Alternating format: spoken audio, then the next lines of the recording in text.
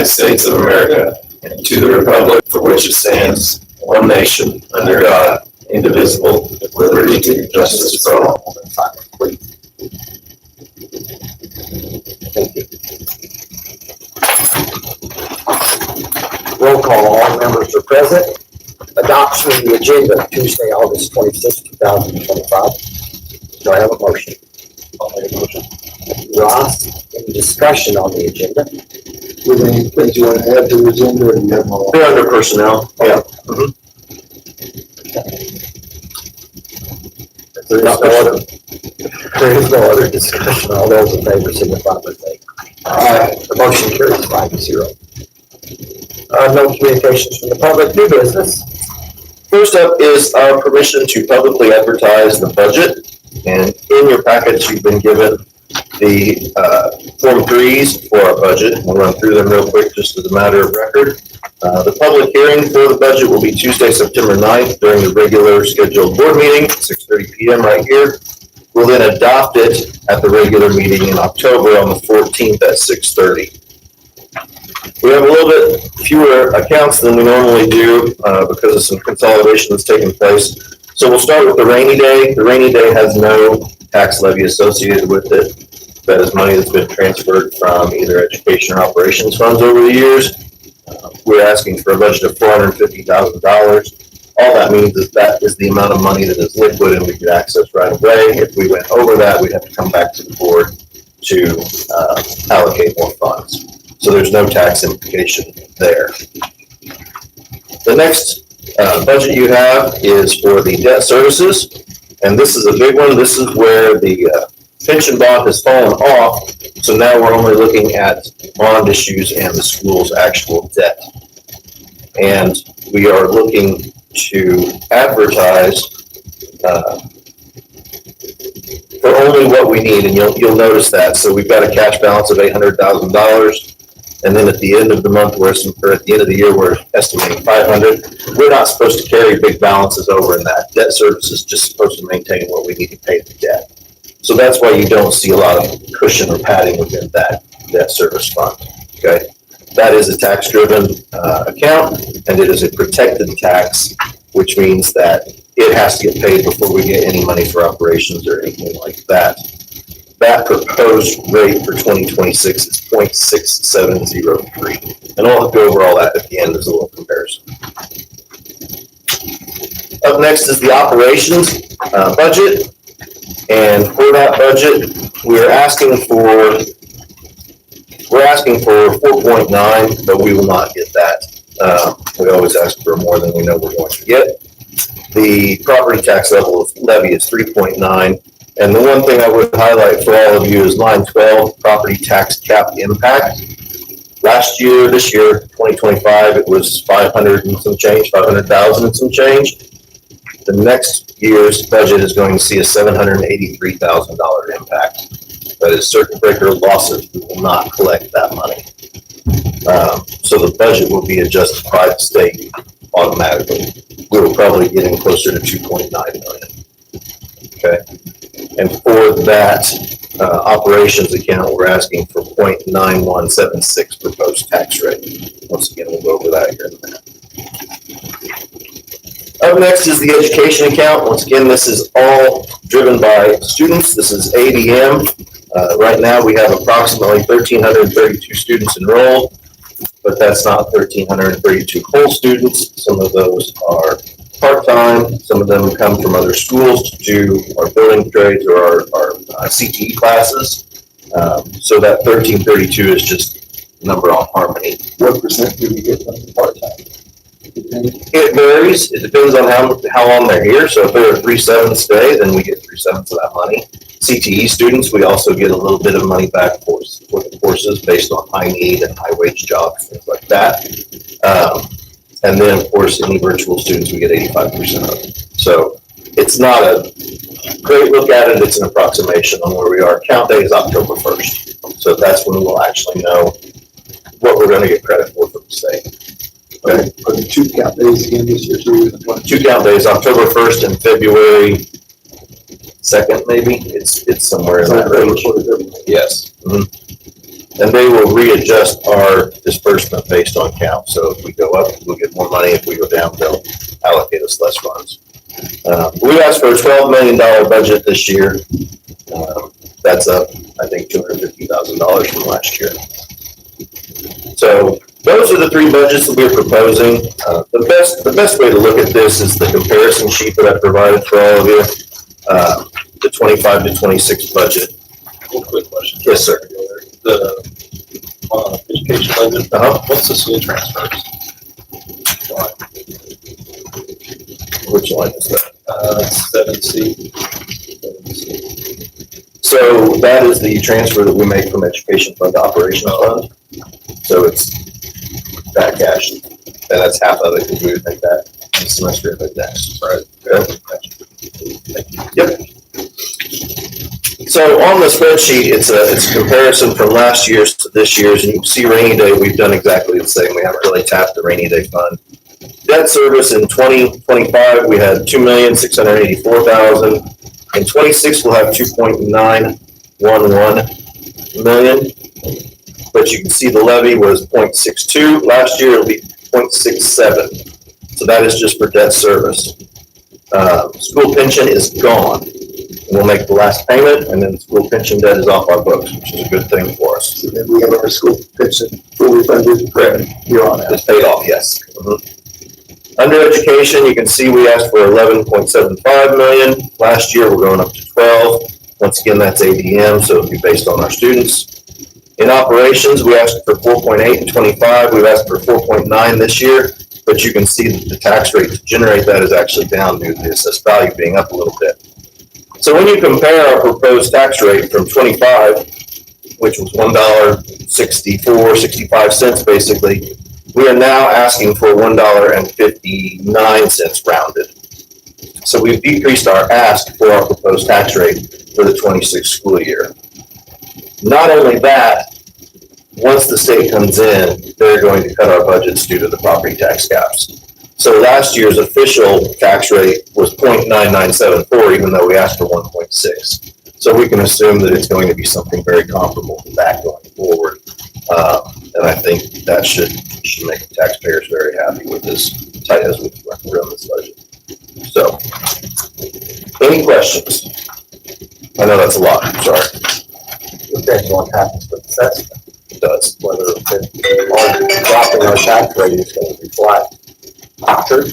That's fair. Sure. The value of your home goes up. It'll negate it. But once again, you can see that the school is not, it's doing its part, I think, taxes down.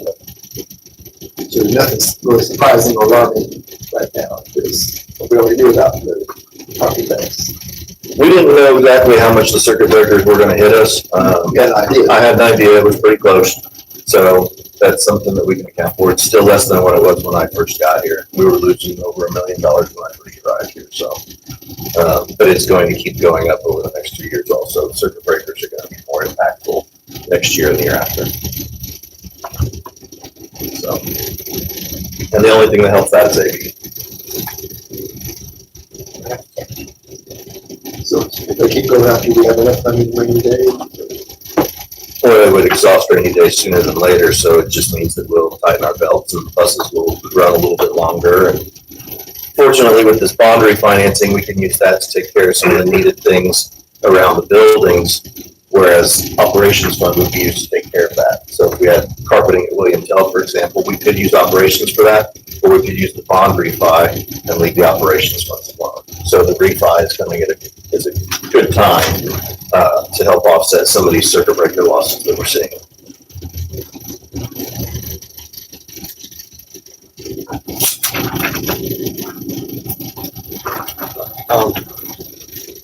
Do we have a motion to advertise? I'll make a motion to advertise publicly. Is there any other discussion on it? Everybody's good, all those in favor, signify by saying aye. Aye. The motion carries 5-0. Thank you. Resolution to permit budget changes. Every year, we ask the board sign this resolution, which allows us to adjust the budget as deemed necessary prior to publication on the Gateway site, we have a representative from the DLGF that will then come in and take a look at our tax rates, they'll look at our circuit breaker stuff, and they'll actually encourage us where we can make our cuts. So we'll do that. This allows us to make those changes without calling a board meeting every time. Of course, if anything dramatic changed, you guys will be made aware. So what's the extent of the changes you could make without? Oh, I wouldn't make any changes without making you aware. This just allows us to communicate with the state and make the changes they recommend. We've not, no. That's why I couldn't give you an example, because we've not ever utilized it. This just allows us to do it. Correct.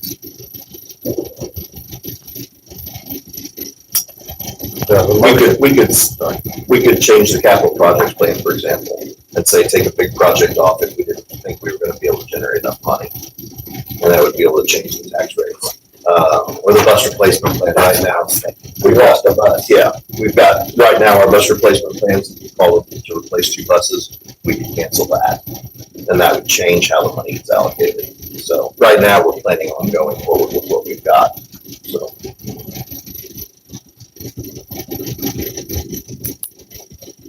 Do we have a motion? I make a motion to permit, for resolution to permit the budget changes. Thank you, Larry. If there is no other discussion, all those in favor signify by saying aye. Aye. The motion carries 5-0. Consideration of UDA proposal for the auxiliary gym. At the last meeting, I gave you 2 proposals from UDA. The first of which was to move forward with the design, bidding, and oversight of the proposed auxiliary gym. This agreement would just initiate their process. They've gone as far as they're going to go as far as designing and that kind of stuff. This would actually kick the project off with your permission. So I need a motion to accept that proposal. Make a motion to accept the proposal. Gary? I know everybody's probably looked at it. When we do this, is there any other thing that, as far as alternates, because alternates don't cost anything to look at, is there any other thing that we need to look at? Well, we can have that discussion with UDA too. I could have them come down to a work session or something like that if you'd like them to come down and really get into the weeds with you. Yeah, I mean, certain things we think of, as a group down the road, we might want to add or change. Again, it doesn't cost anything to get a number on it, so it's being done. That's all I got on it. I wrote that down, and I would, because there's only 2 alternates. I believe that 3 at the glass wall, 1 with concessions and 1 with concessions, and I believe 2 offices. So. Do I have a motion? Oh, you made one. Sorry, Terry, I didn't write that down. Talking. There is no other discussion. All those in favor signify by saying aye. Motion carries 5-0. Consideration of UDA proposal on the HVAC. So this is actually the remainder of the bond we're currently utilizing to pay for the roof here. So this is not the new money that we're asking for. We're asking for UDA to, they've evaluated our HVAC. This would basically take the biggest concerns, both William Tellen here, the chillers, for example, and we'll get them replaced with a budget between $3 and $3.25 million. And you can see the scope and sequence there. So we're asking for your approval on that. That'll start taking care of the HVAC that we've got some issues with. Do I have a motion? I'll make a motion to accept the UDA proposal for HVAC. Is there any other discussion on it?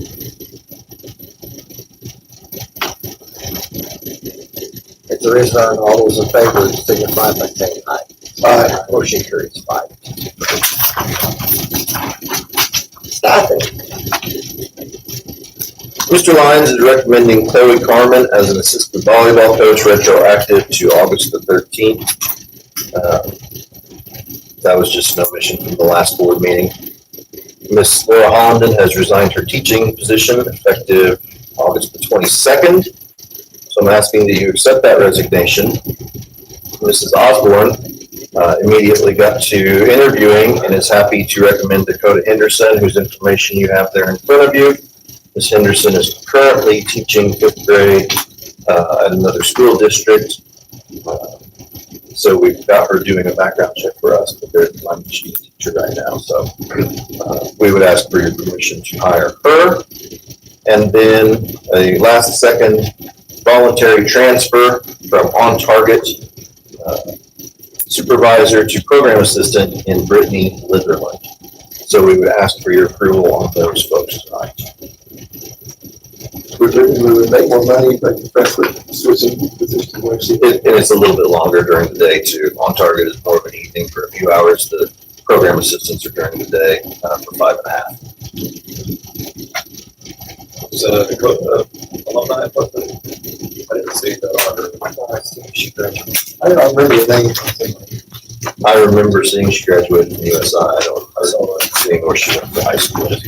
She's next door right now. Right there. Oh, there it is. Yep. Perfect. Is, Laura, where did she go? She resigned her position to take an online teaching position.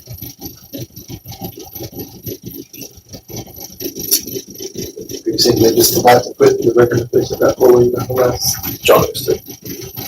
I wasn't gonna bust him out, but yeah. I'm not going to either. I just don't want it to be a regular thing. We just did.